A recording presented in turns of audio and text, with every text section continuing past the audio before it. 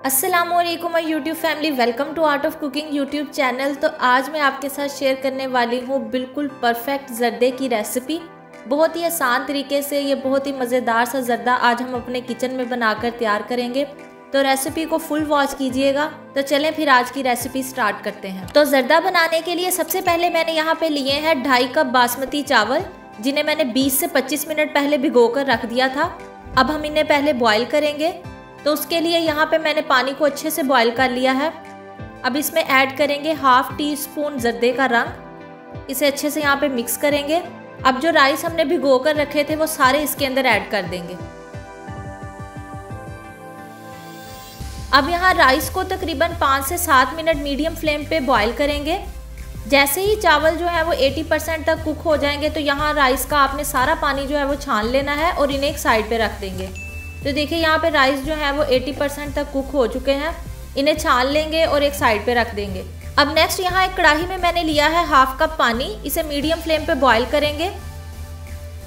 फिर इसमें ऐड करेंगे 2.5 कप चीनी।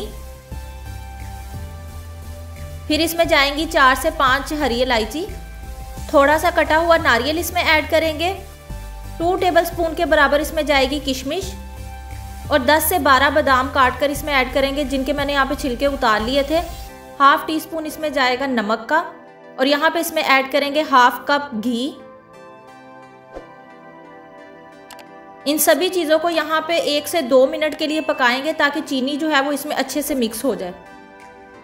जैसे ही चीनी इसमें अच्छे से मिक्स हो जाएगी फिर जो हमने राइस बॉयल किए थे वो सारे इसमें डाल देंगे। अब यहाँ सारे चावल डालने के बाद इन्हें हल्के हाथ से हिलाएंगे। जैसे ही चावल में बबल बनने स्टार्ट हो जाएंगे तो ये ऊपर से मैंने थोड़े से बादाम बचा के रखे थे वो भी मैंने इस पर डाल दिए हैं। अब इन चावलों को यहाँ पे कवर कर देंगे और 20 से 25 मिनट के लिए लो फ्लेम पे पकाएंगे। दम में हमने इन चावलों को तकरीबन 20 से 25 मिनट के लिए पकाना है। तो देखें तकरीबन 25 मिनट चावलों को दम लगाने के बाद हमारा ज़र्दा बनकर बिल्कुल तैयार है।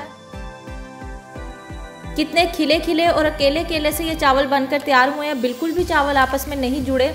तो अगर आप भी चाहते हैं कि आपका भी ज़र्दा इस तरह से बनकर तैयार हो तो आप इस रेसिपी को स्टेप बाय स्टेप ज़रूर फॉलो कीजिएगा।